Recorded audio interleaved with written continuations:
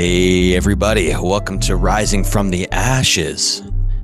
This is the homie Romy. This is our Patreon Plus episode, and today I am super stoked because you guys know I love looking at old architecture and trying to understand. There's so much history, everybody.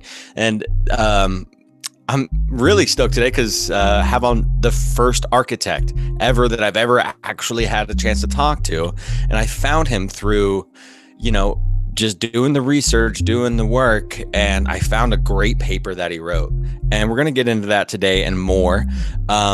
His name is, don't let me butcher this here. It's Alexander Tokars. Is that correct? That's correct. Nice. Okay. What's up, Alexander? Welcome to Rising from the Ashes. You're an architect. That's awesome. It's a dreamy job. Do you want to tell the people a little bit more about yourself? Sure. Thanks for having me. My name's Alexander. I'm originally from Poland. When I was 8 years old, I moved to the United States, where I lived for about 15 years, and it's where I originally studied architecture in San Francisco. Oh, wow. During the 2008 kind of financial crisis, I went back to Europe and I lived in Copenhagen and Germany and also in Argentina, where I studied architecture, and I also did my master's. And then I came back to New York. I founded my own magazine, my publication, where I started doing a lot of cultural interviews with architects and artists. And then I saw this big opportunity to come to Mexico to work on one of the biggest projects in the country. And I did that 7 years ago, and I've been living here ever since in Mexico City. Ooh, yeah, can't complain about that. It's one of the busiest cities in this continent. I'll say that. That's cool. What other projects have you worked on down there? So I have my own studio, and I do a lot of kind of interior design projects. And I also collaborate with other architects. I also played an important role in the reconstruction here during the earthquake in 2017, where hundreds of people, whose lives were taken and a lot of structures collapsed. And I sort of went outside of the city and started visiting a lot of villages, and I helped rebuild shelters and houses and churches like that, kind of doing pro bono work. Nice. Just to get a sense of what's really happening in Mexico. Yeah. Right now, I'm doing refurbishing an old ice factory into an architecture office. Working on designing 60 cabins in Puerto Vallarta, which we're going to kind of interlock with blockchain and crypto technology in terms of real estate, which is something new that's happening right now, which I'm really excited about. And just designing various cabins. And also I started an archaeology company a couple months ago with my friends. Oh, whoa, that's huge. Yeah. So this week we're starting a new project in Oaxaca, where we're going to be using ground penetrating radar to find hidden tombs and hidden caves underneath the archaeological site of Mitla, Oaxaca. Yes. Yeah. I'm going to definitely be hitting you up about that. We're going to find some of those interesting finds on your website, or you guys got another website for that company? That's another company. We are called the ARX Project. And we just started a couple months ago. We already have 2 projects going on right now, and we're very excited about starting next week in Oaxaca. Nice. Wow. We just had so on our main show we do deep dives monthly, and this month we're actually extending it to 2 months. It's Ancient Americas. And we had on last night an author by the name of Karen Mutton, and she has 3 different books specifically on the different realms. You got sunken realms, things that have sunken, underwater realms, things, structures that we find underwater around the world, and then subterranean realms. And yeah, it's just so fascinating to talk to people who are out here doing the groundwork. I'm out here doing the voice work, trying to reach to different people, but trying to find cool people like yourself that, that fucking, you're from Poland, came to America, now you're in Mexico, started architecture, then you're going the other arc, you're going archaeology. You like arcs, dude? What's up? It's only because I think Mexico has is allowing me to do all these things because that's what it is here. There's tons of architecture. There's thousands of archaeological sites. Most of them are still buried. I mean, only 10% of the archaeological sites in Mexico are actually open to the public. Yeah. So it's a very, and now just starting with this new crypto thing, I'm basically trying to scope the whole spectrum of ancient Mexico heritage to the futuristic. Hey man, time is not linear, right? It's all connected, so it's only a matter of time. And as long as we're showing an homage and respect to, to things, I think go full speed with it. As long as let me know about that. How sustainable or unsustainable is architecture as a whole? Architecture can be a really intense profession. So you can, when I worked on the airport project, I was working with hundreds of other architects on one floor, in one office, just 100 of us. And we were there 7 days a week, 12, 14 hours a day. And that was a very intense environment, which you kind of tend to burn out really quickly if you don't have the mindset for it. Yeah. Now, what helps me is I practice yoga every week. I've been to India where I studied yoga. So, being mindful, meditation, just being healthy helps a lot. But at the end of the day, you will burn out. You just can't work 7 days a week like that. And well, when I have my own clients, I'm very good at juggling projects. I make sure that I take an hour away, do some exercise, maybe go to the spa, get a lot of steam, something like that. I'm just trying to balance everything out with work. And like right now, I'm balancing 5 to 7 different projects right now, and I'm still staying healthy and staying good. So it's all how you approach it, Yeah, man. Well, hey, you're able to, start these other side companies and then still have time to do a podcast, get on for interviews and get your word and your work out there. So fucking, you're doing something right. And I think the yoga has a lot to do with it. I'll tell you what, I'm a yogi myself. I'm going to be hitting up a hot class here right after we're done. Because it saved my life, honestly, man. It changed my paradigm of how I thought about the world and how I thought about myself, and then basically the cohesion of humans and nature. It's all the same, it's interwoven, and I bet you see that a lot with architecture. Do you try to emanate nature? Is that a common thing in architectural style? Yeah, there's definitely the past couple of years I'm leaning towards more sustainability, but a real kind of sustainability. I know it's really cliche to use sustainability in architecture projects these days, but I really try to work with natural materials, bamboo, wood, adobe, and I try to recycle a lot of things as well. For example, I'm a volunteer at this agricultural community center here in Mexico City, where one of the projects that they do is they have a pile of trash and they kind of ask me to turn it into something great. Oh, cool. So a couple months ago, I got a pile of trash from a construction site and I was able to build a chicken coop out of it that looked like a pyramid. Whoa. So that's amazing. Sorry, my dogs are barking like crazy. Zucha boy, get over here. Get on. Okay, so that's kind of dreamy, right? Taking trash and making it into something feasible and useful. Exactly. That's super cool. Hey man, let me ask you this, because I live in Mendocino County, which is, just an hour and a half north of San Francisco, and going to the Bay quite often. It's a Mason town. It was built by Masons. It's scattered. It's no hiding it, right? Like it's a Freemasonry hub, and so the architecture there it's world renowned, right?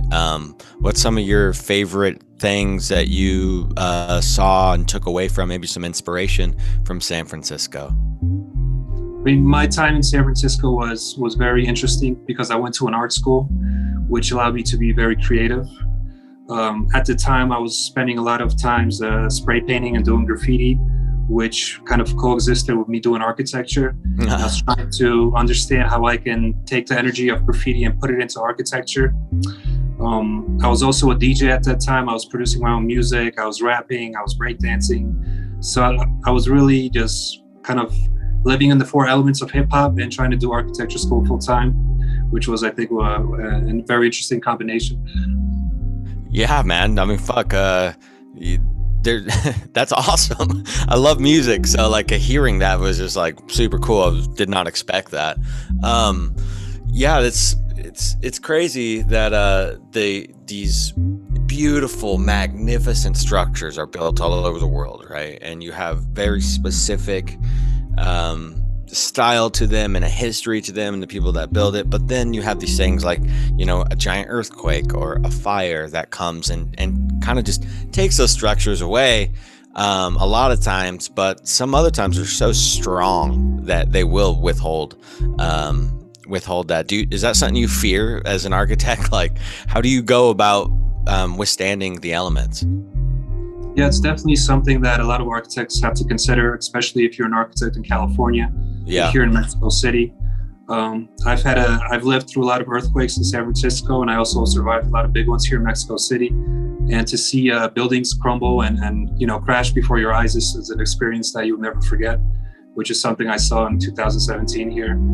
So, and it's actually a big responsibility for architects to make sure that buildings are built well.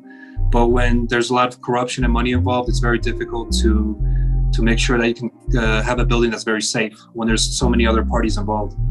So an architect can submit drawings and say, hey, this building needs to be this way and that way. But at the end, whoever builds it, and maybe they'll cut corners, maybe they'll give you a concrete that's maybe 40% less or 20% less cement, and it's not going to be that strong. So when a big earthquake hits and liquefies the foundation, you're going to have a lot of problems. So that's crazy. Have you seen a lot of evidence or any evidence of buried buildings? There's, like I said, we talked with Karen Mutton the other day, and we were discovering a lot of buried stuff that just like maybe could have been a liquefaction event, of tectonic movement or some sort of something. But have you, as an architect, seen any of that? So I'm working for an architecture office right now, and we are building a chocolate museum in downtown Mexico City. Sick. And while we were preparing the foundations, we found underneath a tower full of skulls that were created by the Aztecs over 500 years ago. Damn. And this was buried maybe like, a couple feet below. And it was like half of it is destroyed because over time of so many other constructions. But in the 1500s, the Aztecs downtown had these giant towers that were just made of human skulls that they created. And then in between were just thousands of racks full of skulls from all the tribes that they conquered. Whoa. Basically to show how powerful they were to all the other tribes around Mexico City. And the fact that it's there, that we uncovered it, and we're trying to integrate it now into our museum, it's really interesting. But I was there last week and I saw it in my own eyes, and it's just really creepy but amazing. Yeah. I mean, yeah. However you want to look at it, right? It can be both. There's significance in bones throughout history and different cultures that, they love the skulls because it represented like a whole nother next level of the consciousness, and between being physical and going within to the spiritual ether. I lived in Hawaii for quite some time, and they're a culture that respects bones like to no end. That is a further extension of that person's energy, and that's why King Kamehameha's bones will never be found, because they were very specifically taken to a very specific place, right? That's so cool. So did you kind of like get inspiration to start the archaeology shit after finding, ancient Aztec stuff when you were building? Well, I'm really inspired by pyramids. And when I came down to Mexico City, I spent a lot of weekends visiting all these archaeological sites. And I kept finding these places that even an average Mexican doesn't even know about. And just learning these cultures, and I really just got into it, where I started meeting like-minded people, and they were saying, hey, next weekend we're going to this hidden pyramid that nobody knows about. And it's just like joining these kind of groups of people and finding pyramids that are 2,000 years old was really, amazing. So like we started this organization saying, hey, we're passionate about this, and we're here to help the community. So that's what we're doing right now. One of our projects last year we identified these stones that were found in the village that are 1,000 years old, and nobody knows which cultures they came from. And they have different inscriptions on them. And the people in the village just think they're just random pieces of rock. But as an archaeologist, we can see that there's something more behind them. So we kind of, we rescue them, we put them in a museum, we build special cases around them so people can kind of enjoy them and learn more about that culture. Fascinating. I mean, wow, that's just beautiful. Like, I didn't even really know what to expect coming into this conversation, but I'm getting fucking mind blown. And I definitely want to get into pyramids. I think this is a good build up to getting into the paper that you wrote, because I want to give people a better kind of understanding of, you know, why you may have written this. And now I myself am understanding why you wrote this, right? It's super fucking cool, man. And, let me ask you this. When you said it, kind of made me think of something when you said that, you know, as an archaeologist, as an architect, someone interested in these fields, you looked at this rock and you said there is something significant here, right? Like, when we use building material as artists, as builders, right? As you know, societally what we are and what we do. Some of us more trained than others, right? But when we use these building materials, it's very specific. And so when you see a big stone that, you know, has had some sort of like human manipulation to it, you're going to, as an architect, obviously wonder what that stone is made of, right? Yeah. Not only what it's made of, but what kind of hands have touched it and kind of molded it and carved it out. There's something, a human thing behind it as well, because you know, early architects used stone because they knew that it would last forever or always forever. So like the pyramids in Egypt, the pyramids in Mexico, they're thousands of years old, and they're still going to be probably another 1,000 years later, because of the ancient people understanding the quality of stone and the significance and the strength of it, you know. That's super fascinating. I mean, have you dug into much of these ancient architects? So I'm kind of in the process of doing 3 different books. Fuck yeah. Love that. Started, you know, the research that I was doing about Los Angeles, I started getting into what about these architects that were raised with esoteric thoughts. Oh yeah. And that studied ancient cultures, and I kind of started going back to you know, the ancient architects of Egypt and the ones that were kind of in charge of building these pyramids.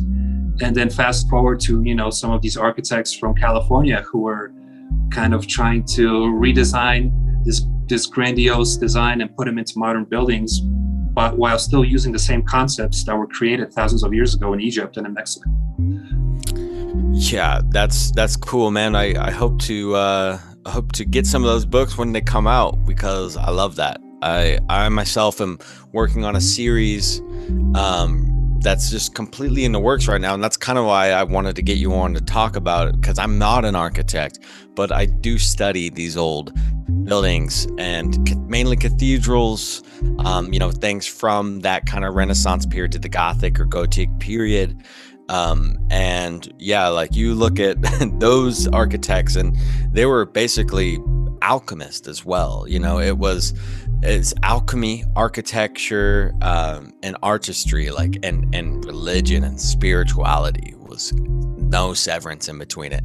You know, as a society, we've taken religion and spirituality. Let's just use maybe just the word spirituality instead of religion, but taken that out of, you know, basic society.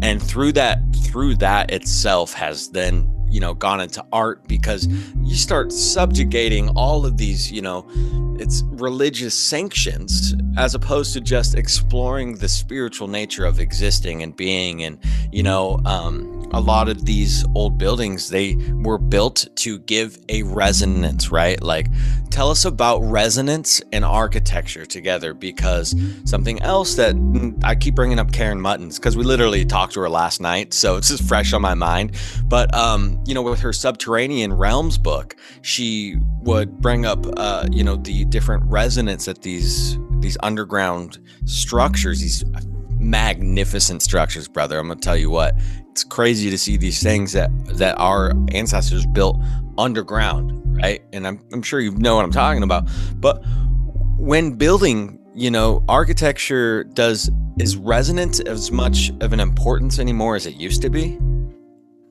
I mean, definitely. I mean, if we talk about the cathedrals that were built in Europe during the medieval ages, those were built by special guilds, the stonemason guilds, that was practicing the age of molding stones that was passed down for thousands of years. Yeah. And, these kind of, whatever you want to call them, secret societies or mystery schools or schools of thought existed and continue existing on these days, maybe not as proliferant as they were. But it was interesting that, the Catholic or the Christian churches that paid for these stonemasons to build these cathedrals at the same time would expel these kind of stonemasons from their community, because they believed in other more esoteric thoughts, which came down from other religions and other civilizations, such as the Egyptians or such as the Greeks and so on. So you sort of have this balance between, well, these are some of the best stonemasons in the world and they can build this cathedral for us, but at the same time, the things that they believe, we don't really coexist with our values of Christianity. So you kind of have this dichotomy of opposites, but they kind of work together to produce the cathedrals that exist in Europe today. Yeah, that's kind of this weird double-edged sword of these beautiful, some of the most beautiful architectural designs. And, I don't really know what to compare it to, because it's similar to the pyramids where, supposedly the story is, right? The mainstream story that we get is, the pyramids of Giza were, the biggest and the best built when the empire was at its peak. And then after that, it kind of slowly degraded and they couldn't build as big as they used to. Well, that was kind of how the story is with the original Gothic cathedrals, is they are next level massive with so much style, and then we kind of degrade to the point to where you have neo-Renaissance or neo-Gothic style and all of these neo, right? It's still beautiful, don't get me wrong, but it's not the same. It's just not. And I think a lot of that has to do with, obviously, maybe money. Right? Definitely money, for sure. Yeah. I mean, to be able to carve a stone is something beautiful, but nowadays you're going to find somebody just buying for something for a piece of steel, which is much cheaper to make, and people don't invest in stone as they used to. Here in Mexico City, there's mansions built in my neighborhood from 100 years ago, and they haven't moved a single inch. They haven't collapsed, and they've lived through several earthquakes. But you have these modern towers that were built in the 80s and 70s that collapse during the regular earthquakes because the materiality is not there. The kind of passion for the quality of structure is not there anymore. And they just want something cheap and something big and something fast. And sometimes when you ask for that, the outcomes are not so positive. But stone is something that's been with us, with architects, for thousands of years. And it's something that is going to continue.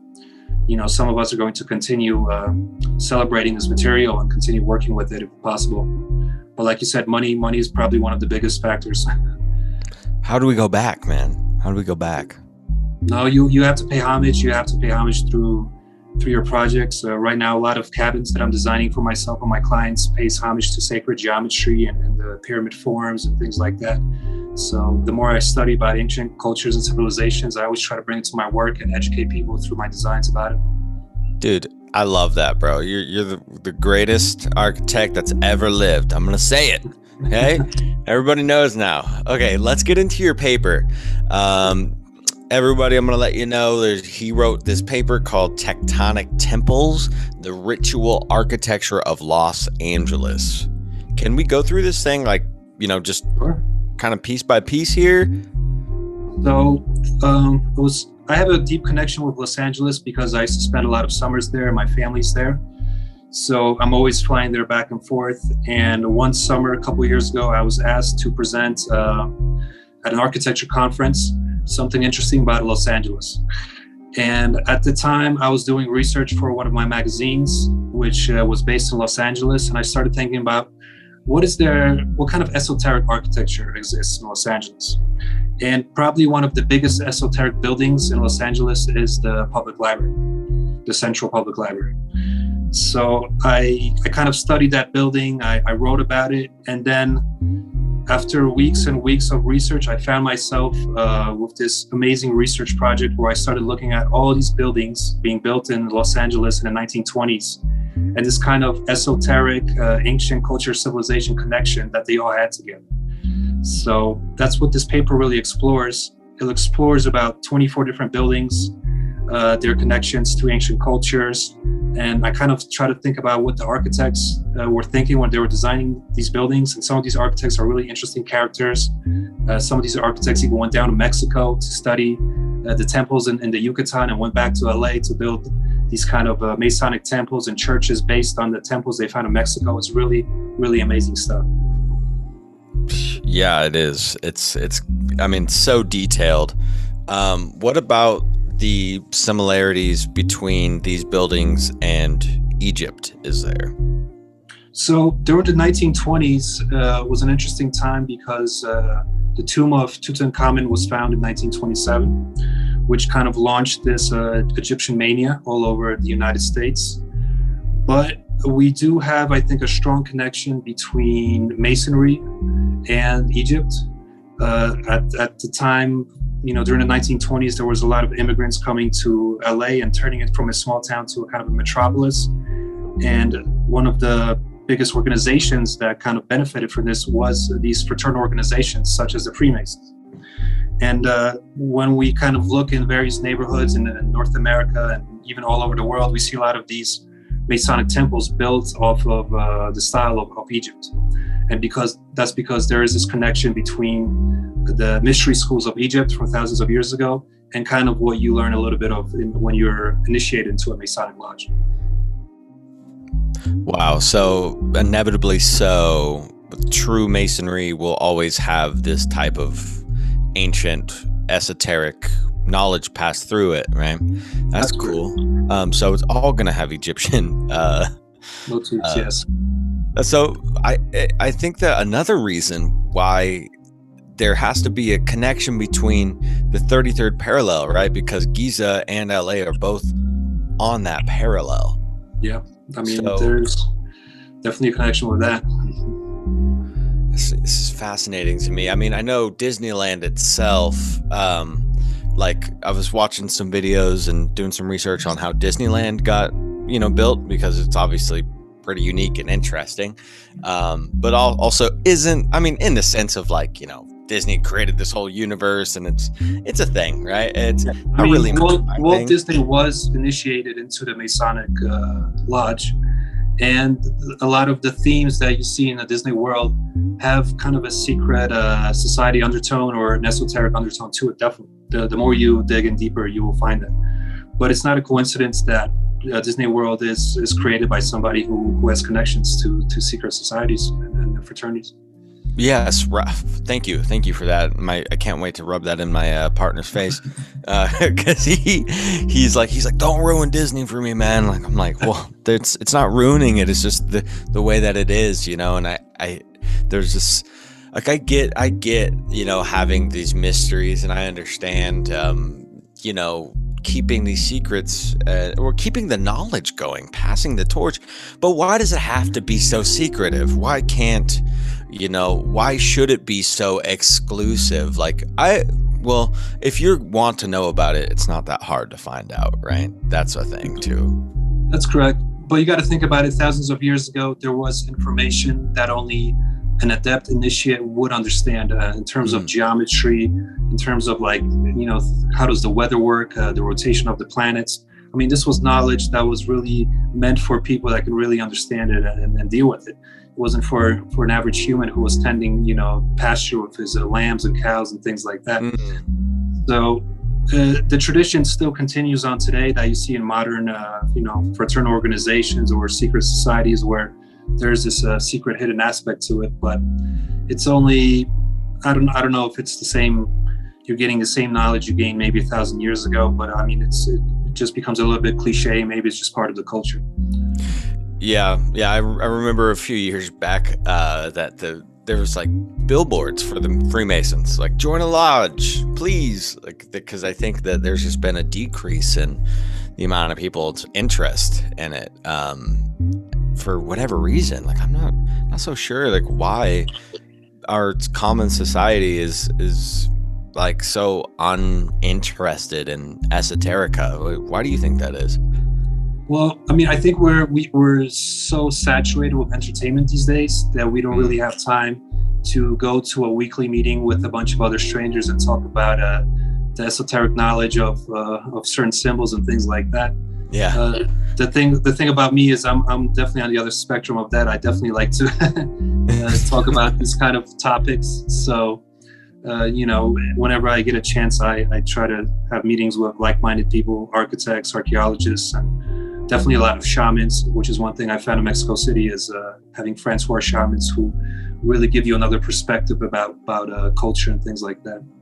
If you want to have an enlightening conversation, or just a fresh breath of air, having anybody who runs, who's shaman is so beautiful. Every time I've had a few conversations, and it's just like, wow, thank you, because I didn't realize I was myself going down kind of like just like a darker path of thinking, and this kind of.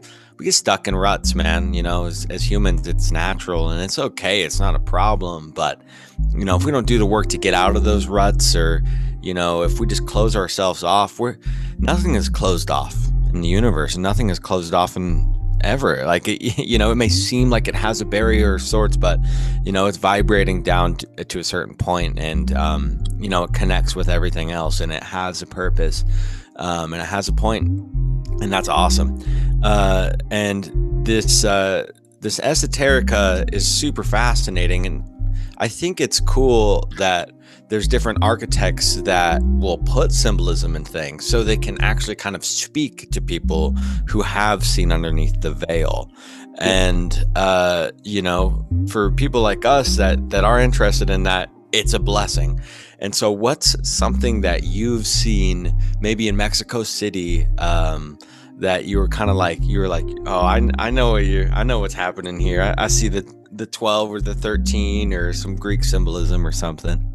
Yeah, there's definitely when you walk around certain neighborhoods and you see certain motifs and architectural elements that can only maybe an initiate could know about, which is really interesting. And it's something that I found also while doing research for this paper is a lot of the architects during the 1920s that built some of these amazing buildings were also initiated in secret societies and fraternities, and they left a lot of messages for us to decode on these buildings. Especially the Central Library.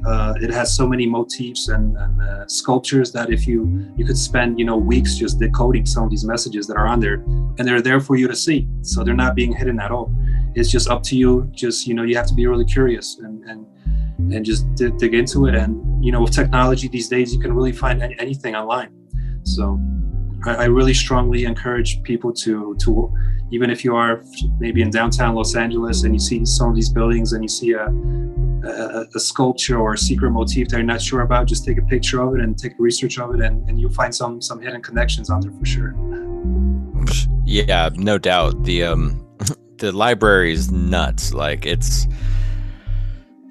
looks like from a distance, it looks like it's all like really smooth, like one piece of concrete, but then you kind of zoom in and look a little closer and you see the individual bricks just laid perfectly. And the facade is, very intricately designed.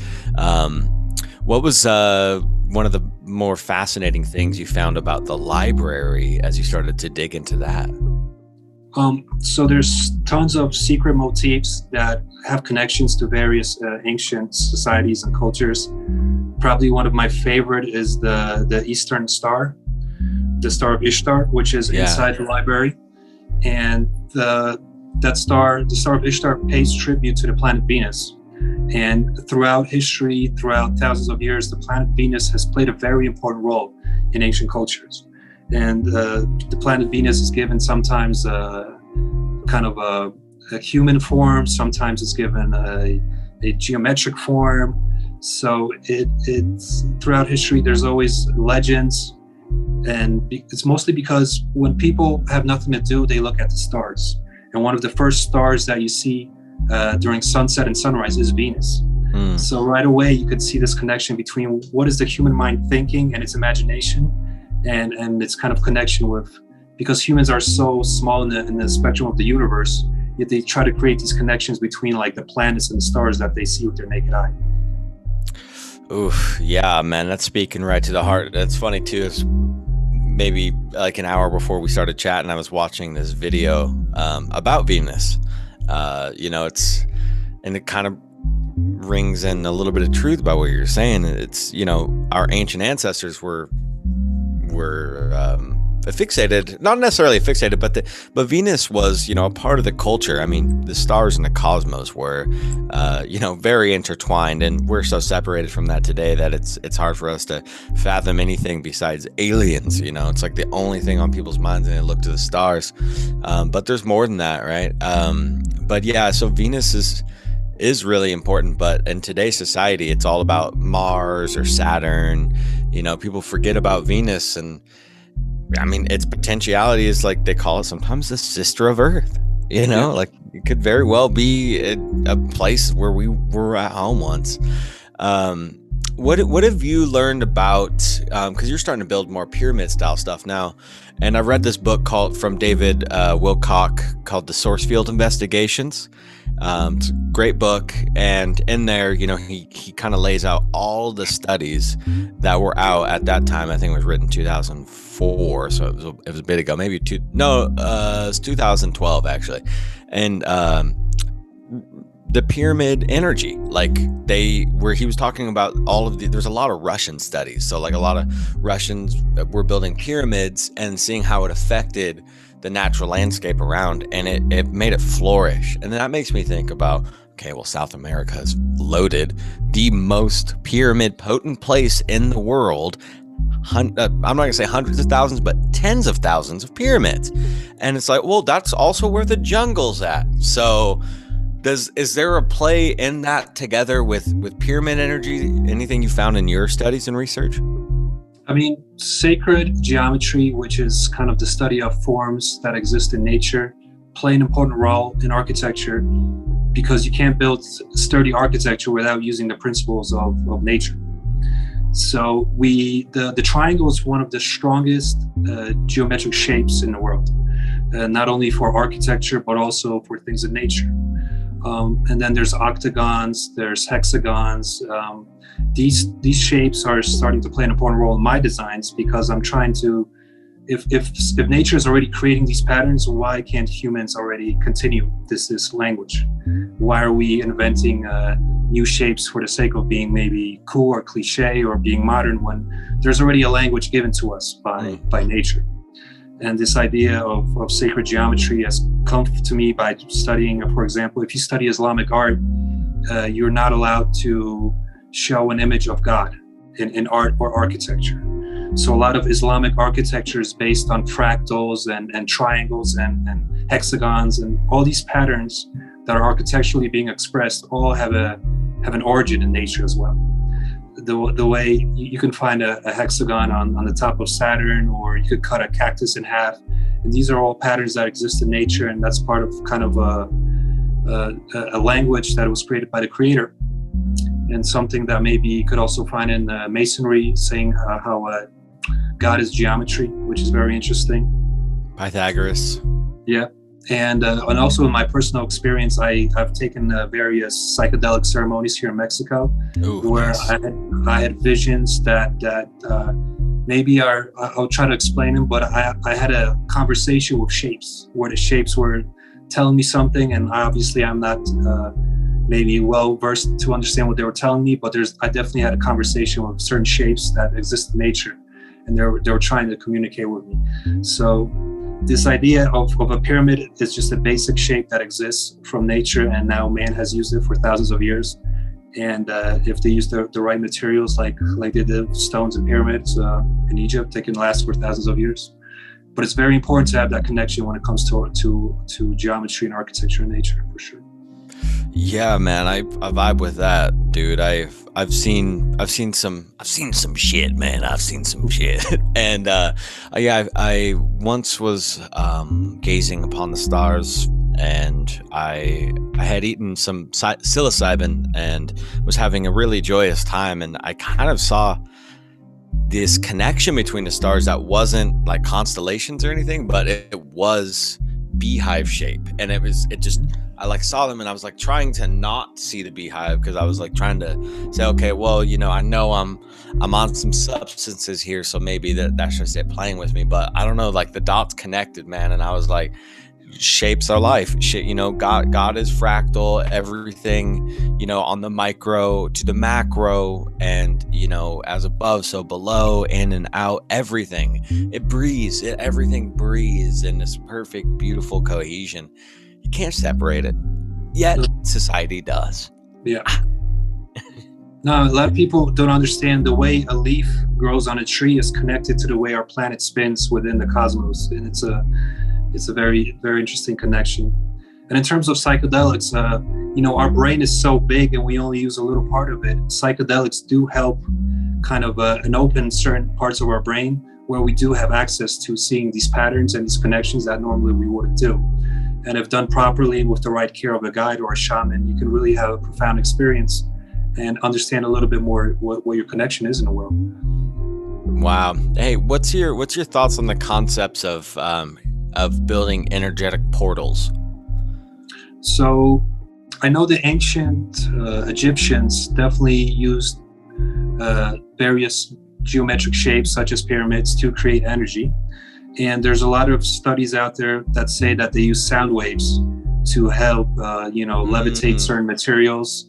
And that's one thing that maybe we don't talk about enough. What role does sound play in creating these things? I know, for example, the police and the military forces are using these new age weapons, which send a sound wave towards protesters. The protesters get knocked back. I mean, this is technology that's already been experimented with thousands of years ago in Egypt in terms of levitating certain materials. That's fascinating. And man, like I'm going to be, 100% honest. Sometimes we go down some deep rabbit holes of some crazy shit that we talk about on here. And,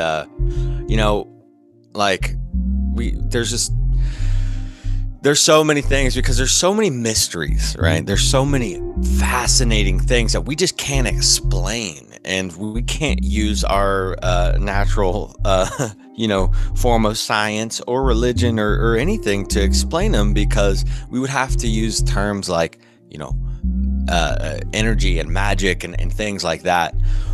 But there's a lot of evidence that there was melted buildings, so you see a lot of these like rock looking structures, but it looks like the outside has quite literally been torched or melted.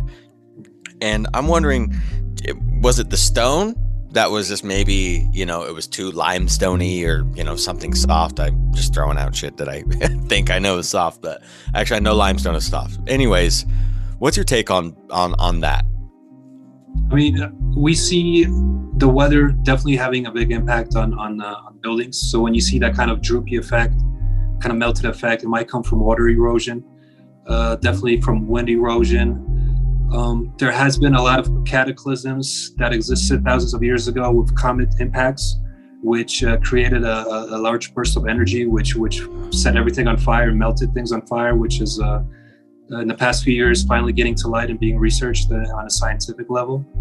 So it's the material has been molded for many years. I know, the Mayans in the Yucatan literally cut down every single tree in their vicinity just so they could create limestone for a pyramid, and that was one of the reasons why they kind of were extinguished, because they cut down their most precious resources to build these pyramids, which was interesting.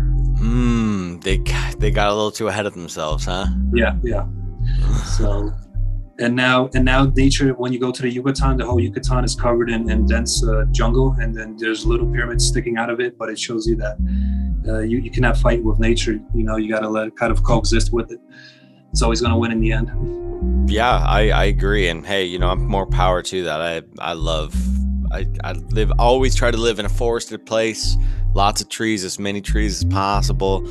I take supplements that are from trees. Like I try to harvest as much and forage as much as I can and understand what, because what's really great about the constituents in plants, one plant may have a specific constituent that's just like, okay, it's gonna help you with serotonin metabolism, right, or something, and then this other plant on the other side of the planet has another constituent that's like, so it's almost like everything within the body of Earth creates something that helps with the body within ourselves, which kind of gives a good picture of like the micro to the macro. And yeah, man, that's a whole tangent. I love trees, I love Earth, I love life. It's all good, man. But yeah, so what's you guys' next kind of projects you guys are working on for the archaeology stuff? So we've been given permission by the Archaeological Institute of Mexico to set up this ground penetrating radar at the archaeological site in Mitla, Oaxaca, to look for hidden tombs and caves. This archaeological site in Mitla is the center of 3 different cultures that came together in ancient times and had their own ceremonies. So kind of underneath it, there's a lot of tombs that have bodies from all the ancient kings that were there. But also there's caves and things that people used as ceremony centers even before that. So just like you see cathedrals in Europe, how they're always built on top of ceremonies, pagan ceremony centers. Like cult of Isis and stuff like that. Exactly. So Wow. we're collaborating with archaeologists that did the same thing in Teotihuacan, which has the 3rd largest pyramid in the world, where they were able to find caves underneath the pyramids that were used by either, people, the high priestess, who had their ceremonies there thousands of years ago, and then they decided to build the pyramids on top of that to kind of pay homage to that place. So we're in Oaxaca, we're going to be one of the first people to use this kind of technology to look for these kind of places. And at the same time, we're going to be able to generate a 3D model for the government and the Archaeological Institute there to show how to strengthen this area, because it's very prone to earthquakes, and there's a lot of movement of sediments that can destroy the site. Wow. So we're doing this on a kind of pro bono level for the community and for the archaeology community in Mexico. Oh man, that's so cool, dude. I'm so glad you're doing that, because that's what we need, man. Just there's so much work to be done, but everybody wants to get paid, and then governments don't want to pay, or they're like, who the fuck are you? What do the shamans feel about that? Oh, sorry, go ahead. No, I was just going to say, we're doing this on ourselves. We're crowdfunding everything. We're basically just getting donations from people all over the world, because archaeology is kind of expensive, and the government here in Mexico does not support us. So we're doing everything ourselves. Well, you heard it here, people. How can they donate? How can we help? Just check out our website, arxproject.org, and we have various PayPal donations you can give us, or you could specifically donate to a project that you're passionate about. We have various other projects as well. So check us out on there and see what you're interested in, because that's what we live off of. Can we get our hands dirty? Like, can we come down and help out?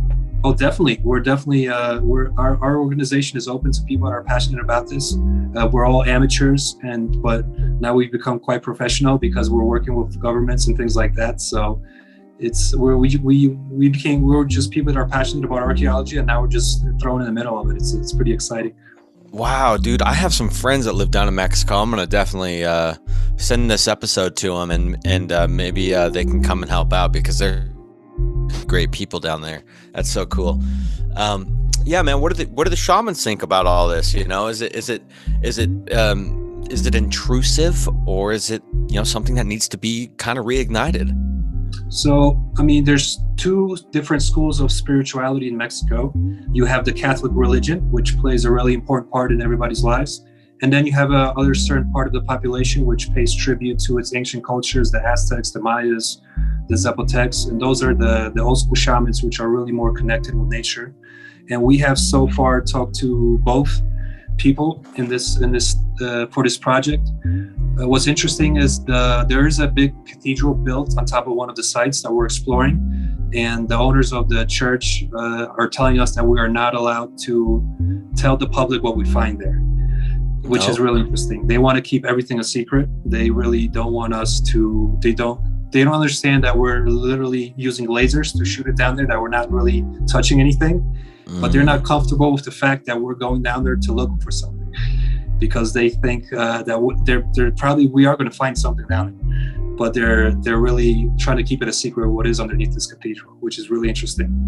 And then with the kind of more traditional medicine men and women and shamans, they tell us that we should be there with respect, that we should respect the people in the community, and that we shouldn't be going down there to look for gold or treasure, things like that, but using this technology to really help the community and make sure that whatever we do find, it becomes a benefit for the public and the people there. I mean, yeah, absolutely. I think it should. And I think just knowing about our surrounding areas is important, you know? I mean, but yeah, that's super fascinating. And it makes a lot of sense, you know, I guess that the church, it makes a lot of sense in their eyes why they shouldn't, maybe. But I don't know. Do you think they're hiding anything in the tombs or the catacombs? There's definitely, you know, the fact that they built a cathedral on top of an old ancient site means there is something down there, and they're definitely anxious about anybody else coming in and trying to dig it up. So yeah, we do have to be respectful, but at the same time, it's okay to be curious. We're not damaging anything. We're literally using technology that's not going to destroy anything or touch anything. It's just going to be a bunch of lasers being, you know, sent to the earth.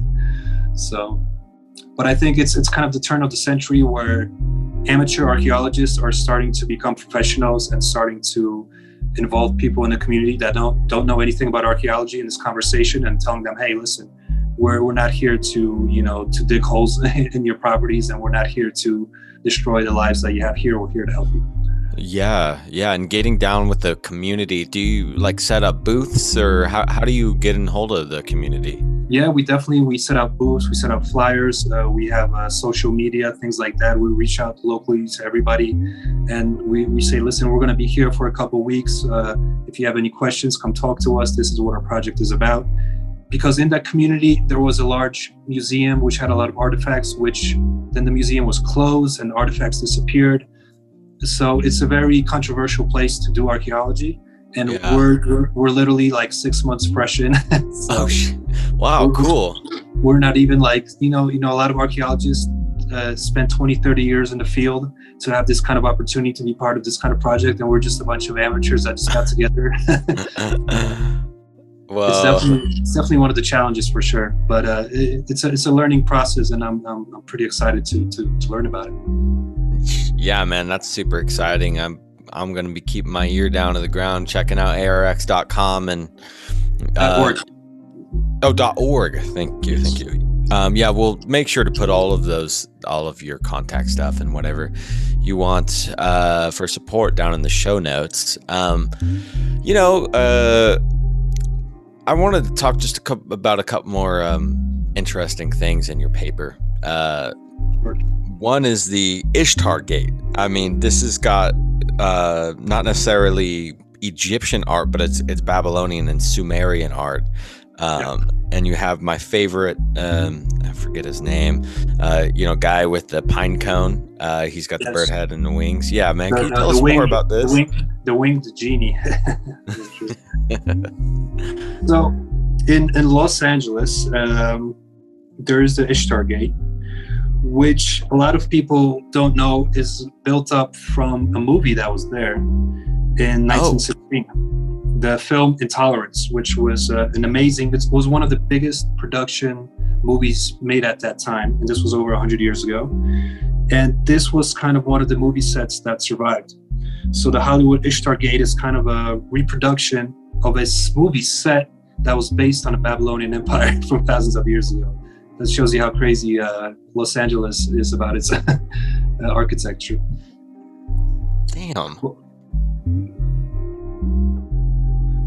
Man, yeah, like, do you think there's anything, like, more up to the story than that? Like, is there an esoteric sense behind it? Or, because there's another great researcher I like, I don't know if you've looked into the Hart Plaza at all in Michigan or Detroit. So, really interesting story. This, the Hart Plaza it's another place that's 100% lined up with the pyramids of Giza. And this researcher, Chad Stumkey, started to actually look, because imagine this, no one has ever looked into it. No one's looked at who the architecture was, why it was built. Everyone is just content with saying, hey, there's this really crazy, cool, huge, architectural art down by the waterfront in downtown, but no one gives a shit, man.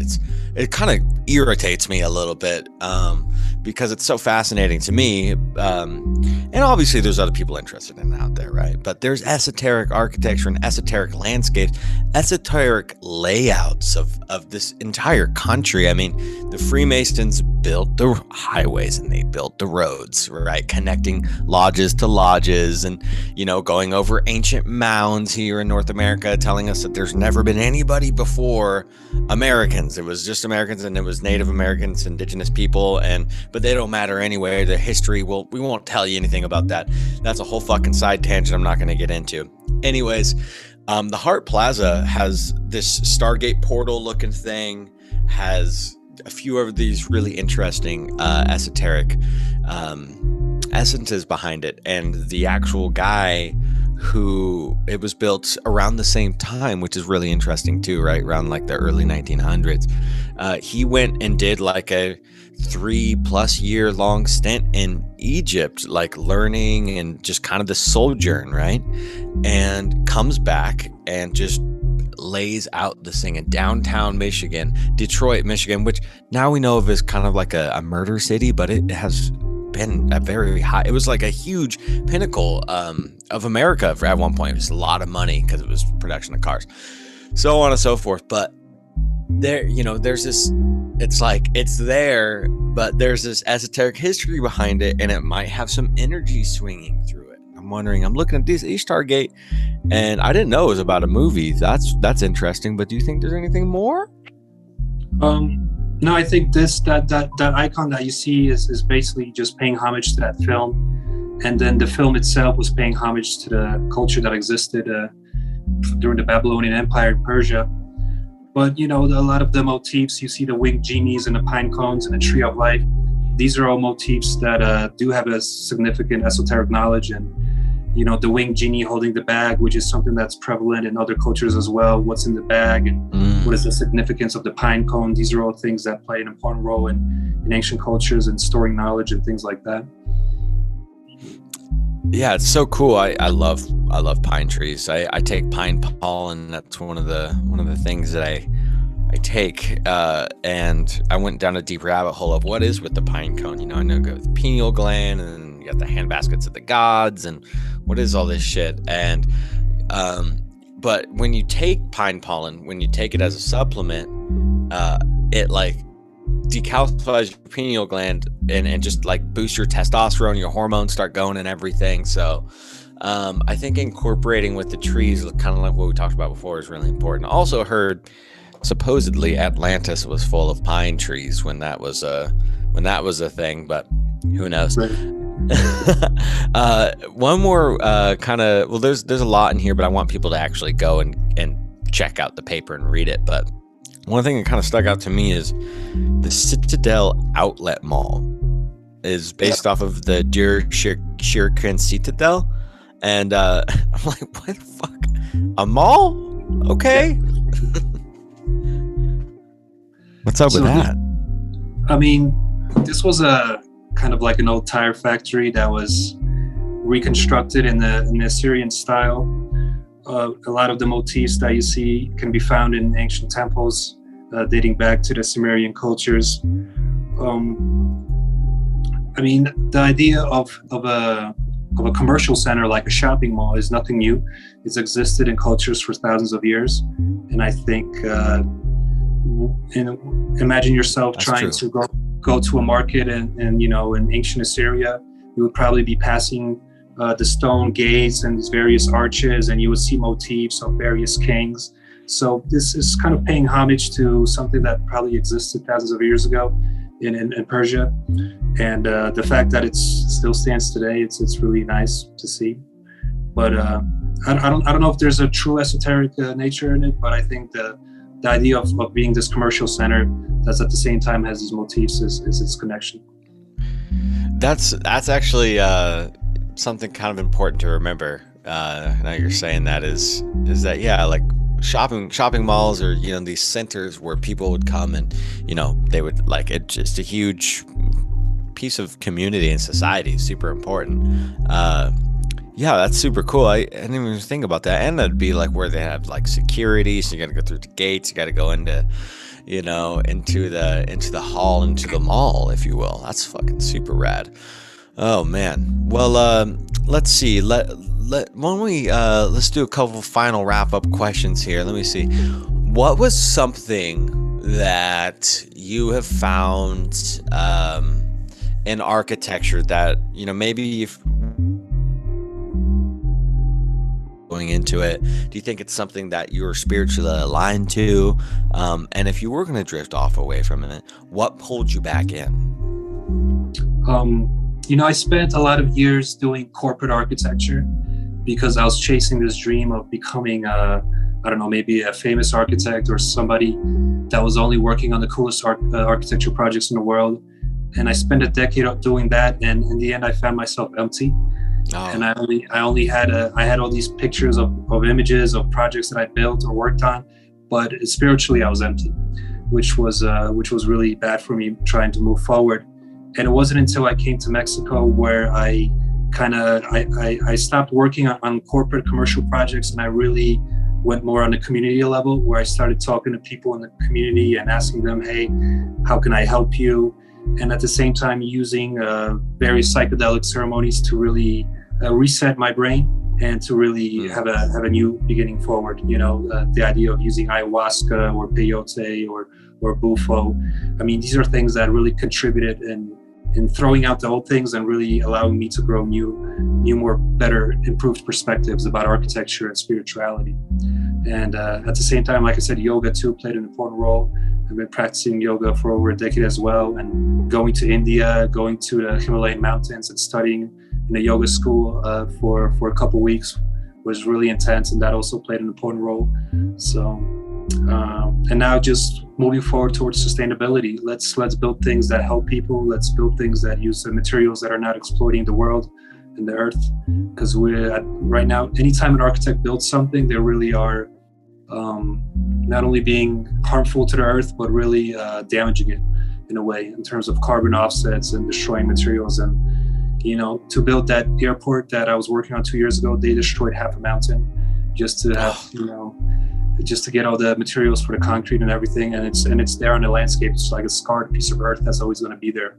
So I'm definitely trying to move in a direction where I'm balancing out, trying to be a productive architect, but also trying to not cause harm and pain, on the planet.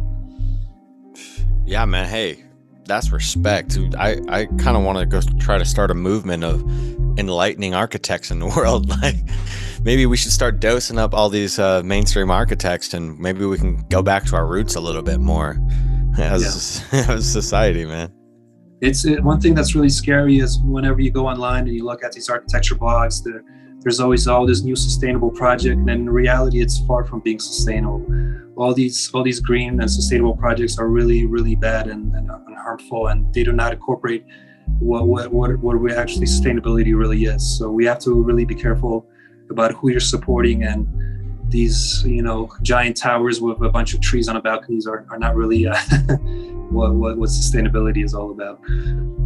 Shit, yeah, that's kind of like this weird I think you said it early on in the interview, it was a cliche kind of like term. It's just like they're gonna use sustainability, but then they're only doing it for fame, or they're doing it for whatever. And it's just like, when you really get in touch with yourself and you really get in touch with like the true beat and the heartbeat of love, then you'll know what sustainability is, right? Because it's real. And so that's absolutely beautiful.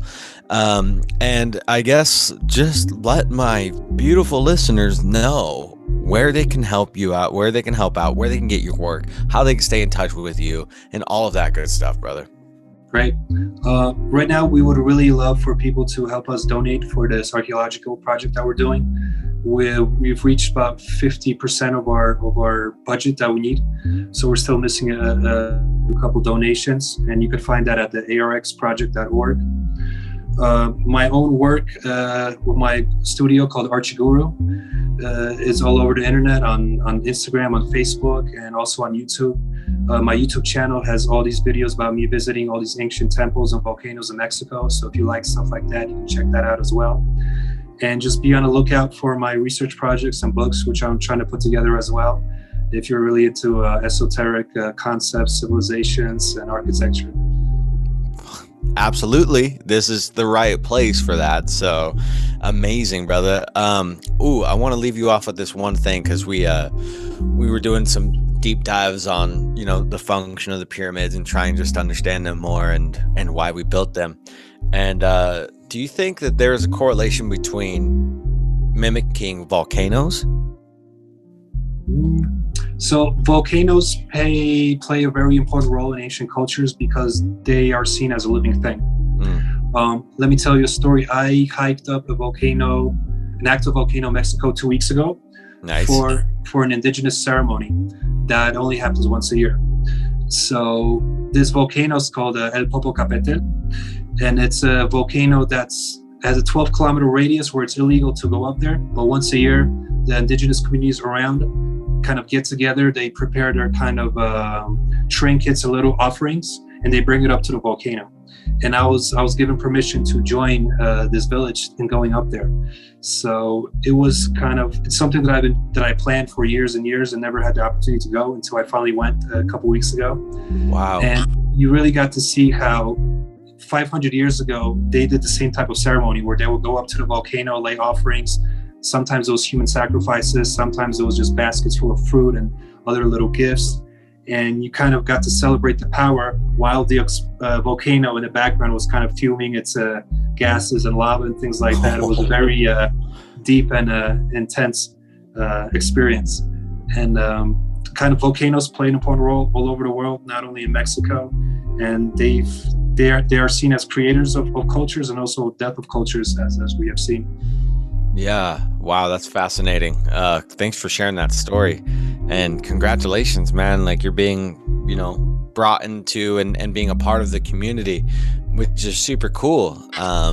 You can't say that for every white guy that moves to Mexico, so that's super cool. And it's because you're respectful human, you're a spiritual human, and you're doing real things. And so I thank you for your time. I respect you, brother. I'm looking out for future projects, and hopefully I'll make my way down there. Got to visit some friends anyway, and maybe it can help with a dig or something. Man, that's a dream.